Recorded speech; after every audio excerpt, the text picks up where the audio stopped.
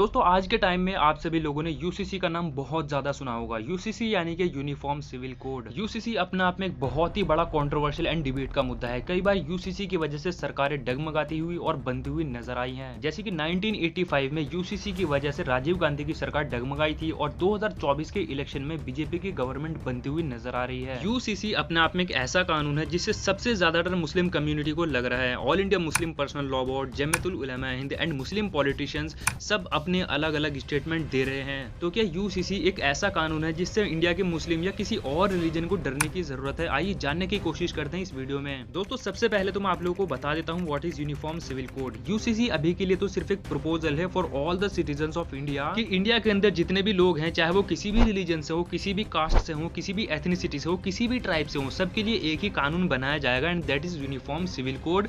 और इसी को समान नागरिक संहिता भी बोलते हैं। हमारे जितने भी पर्सनल लॉज हैं उन सभी को हटाकर एक कानून लाया जाएगा और इसको इंप्लीमेंट किया जाएगा equally to all the citizens of India. जैसे कि शादी होती है, डाइवोर्स होता है, इनहेरिटेंस है, अडॉप्शन है, ये सारी चीजें डिसाइड होती है हमारे पर्सनल एंड रिलीजियस लॉज के अकॉर्डिंग। लेकिन यूसीसी के इंप्लीमेंट करने के बाद में ये सभी चीजें डिसाइड होगी यूनिफॉर्म सिविल कोड के अकॉर्डिंग। और यूसीसी कोई आज का कॉन्सेप्ट नहीं है, ये बहुत पुराना कॉन्सेप्ट है, ब्रिटिश एम्पायर के टाइम से चलता हुआ आ रहा है।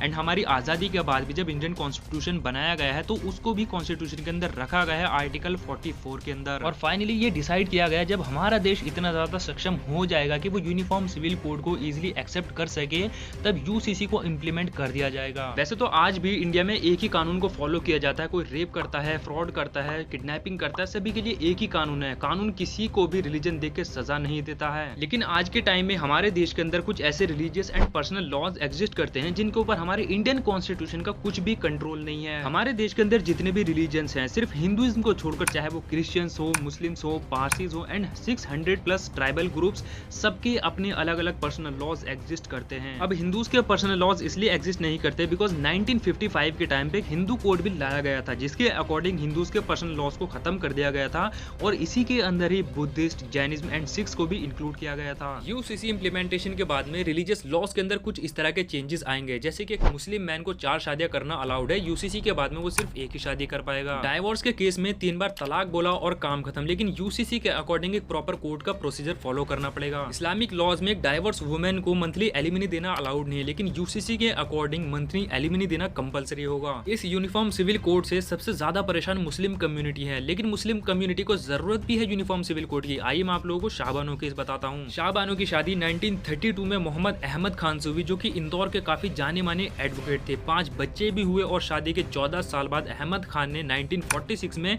दूसरी शादी कर ली। वो अपनी दोनों वाइफ के साथ में रहने लगे, लेकिन 1978 में जब शाहबानो 62 साल की तब उनको डाइवोर्स दे दिया और वादा किया कि वो 200 रुपए मंथली एलिमनी देंगे उनको गुजारा करने के लिए। लेकिन अहमद खान ने मंथली भत्ता देने से मना कर दिया। तब शाहबानो ने इंदौर के लोकल कोर्ट में केस फाइल किया और अहमद खान ने ये रेफरेंस दिया कि इस्लामिक लॉज के अंडर वो मंथली एलिमनी देने के लिए बाउंड नहीं है। और होता भी यही है, इस्लामिक लॉज में मंथली एलिमनी देना नहीं बताया गया है, लेकिन फिर भी कोर्ट ने अहमद खान को डायरेक्ट किया कि वो 25 रुपए मंथली भत्ता देंगे शाहबानो को। ये 25 रुपए शाहबानो और उनके 5 बच्चों के लिए बहुत ही ज्यादा कम थे, इसलिए शाहबानो 1980 में हाई कोर्ट में पहुंच गई अपने इस केस को लेकर और हाई कोर्ट ने ऑर्डर दिया अहमद खान को कि वो 179 रुपीज मंथली एलिमनी देंगे शाहबानो को। हाई कोर्ट के इस डिसीजन के बाद में मोहम्मद अहमद खान इस केस को सुप्रीम कोर्ट में चैलेंज करते हैं और वो वहां पर इस्लामिक लॉ का रेफरेंस देते हैं कि शाहबानो अब उनकी रेस्पॉन्सिबिलिटी नहीं है बिकॉज अहमद खान की दूसरी वाइफ है। और इस्लामिक लॉ के अकॉर्डिंग एक डाइवोर्स वुमेन को मंथली भत्ता देना सिर्फ इद्दत पीरियड तक ही बताया गया है, जो कि 3 महीने का होता है। 1981 में सुप्रीम कोर्ट की बड़ी बेंच को ये पूरा केस रेफर कर दिया जाता है। All India Muslim personal law board, Jamiatul उलमा हिंद को भी इस केस के अंदर इन्वॉल्व किया जाता है। सुप्रीम कोर्ट की 5 जजेस की बेंच ने इस पूरे केस को सुना और 1985 में अराउंड 4 साल जब कंप्लीट हो गए तब इस केस का फाइनल कंक्लूजन निकलता है। All India Muslim personal law board and Jamiatul उलमा हिंद ये मोहम्मद अहमद खान की सपोर्ट में थे बिकॉज ऑफ इस्लामिक लॉ।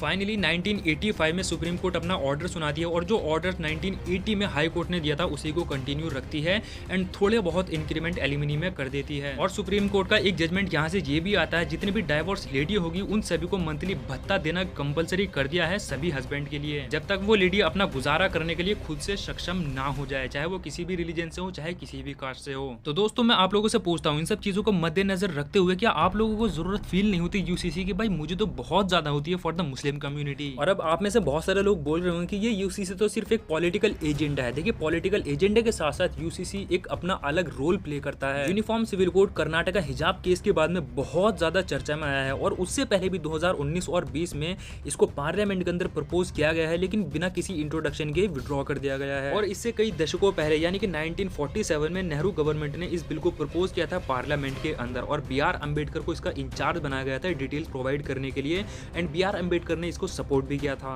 लेकिन पार्लियामेंट में एक्सट्रीम क्रिटिसिज्म फेस करने की वजह से बी आर अम्बेडकर एंड उनके सपोर्टर ने विड्रॉ कर लिया और इस बिल का मिनी वर्जन यानी कि हिंदू कोड बिल 1955 को प्रपोज किया गया और उसको इंप्लीमेंट किया गया। और यूनिफॉर्म सिविल कोड को article 44 directive principle of state के अंदर रखा गया और कहा गया जब हमारा देश इतना ज्यादा सक्षम हो जाए कि वो यूनिफॉर्म सिविल कोड को इजीली एक्सेप्ट कर ले तब उसको इंप्लीमेंट करना है। फिर 1985 में शाहबानो केस के बाद में राजीव गांधी गवर्नमेंट ने सुप्रीम कोर्ट के डिसीजन को ओपनली सपोर्ट किया और यूसीसी के इंप्लीमेंटेशन की चर्चाएं होने लगी। लेकिन यूसीसी की वजह से एक लोकल इलेक्शन में कांग्रेस की हार हो जाती है, तब राजीव गांधी को अपनी गवर्नमेंट डगमगाती हुई नजर आ जाती है और सरकार ने अपना डिसीजन बदल लिया। यूनिफॉर्म सिविल कोड को लेकर एक मेजर डेवलपमेंट 2016 में होती है जब तुफैल अहमद एक ब्रिटिश इंडियन नेशनल एक 12 पॉइंट का ड्राफ्ट तैयार करते हैं और वो गवर्नमेंट से क्वेश्चन करते हैं कि 1950s के बाद में यूनिफॉर्म सिविल कोड को लेकर कोई भी एफर्ट नहीं दिया गया। और आज के टाइम में यूनिफॉर्म सिविल कोड का करंट स्टेटस कुछ इस तरह है। बीजेपी अपने मैनिफेस्टो में 1998 के अंदर भी इसको इंक्लूड कर चुकी है,